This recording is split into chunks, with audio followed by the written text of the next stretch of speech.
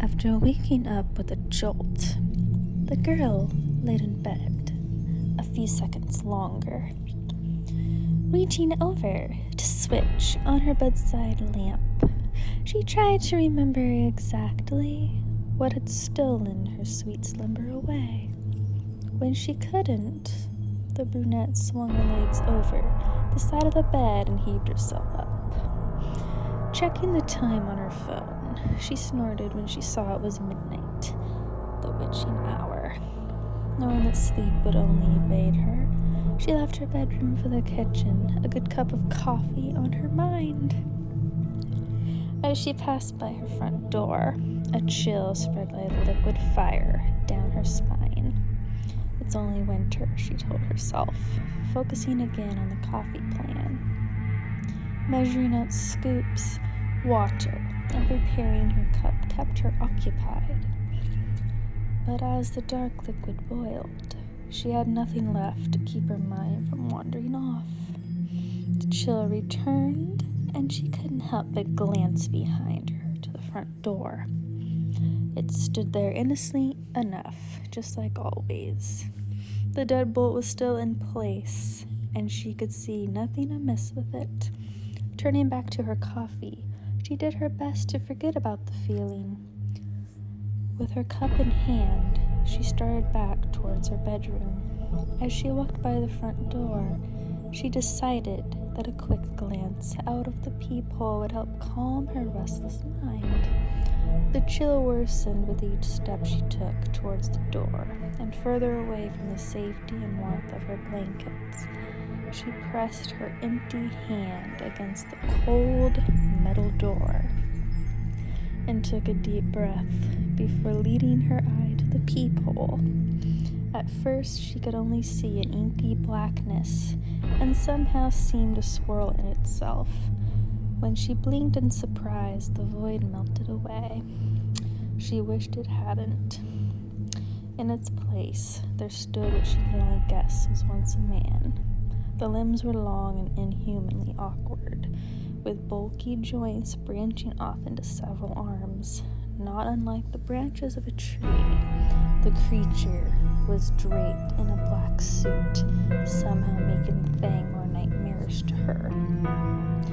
The icing on the proverbial cake, however, was what passed as a hellish thing's face. It was though her mind blurred the ghastly visage to spare itself further shock and horror. She shoved herself away from the door, with the hand still pressed against it. The scalding mug of coffee fell, the liquid burning her bare legs as she fell backwards and tried to crawl away from the door. She knew somehow that her mind hadn't been playing tricks on her. As she walked away from the door, she watched as tendrils as black as the void she first saw snake around through the cracks. The girl was trapped between the instinct to flee and the gut feeling to not turn her back on the door. When the door jolted, the urge to flee overcame her, and she slipped in the burning liquid as she tried to make it back to her room. She knew deep down that she was trapping herself in a corner, but she had to get away from the door. The girl was halfway down the hallway when she heard the previously locked door creak open. She screamed and slipped into a wall, cracking her chin on it and stunning her. After that, there was only blackness.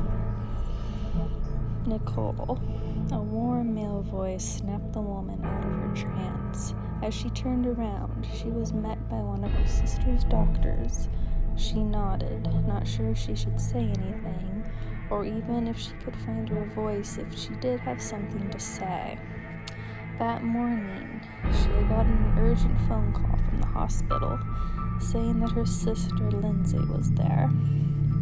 Before they had even let her see her, the doctors had pulled her off to the side and insisted that they talk to her about what might have happened.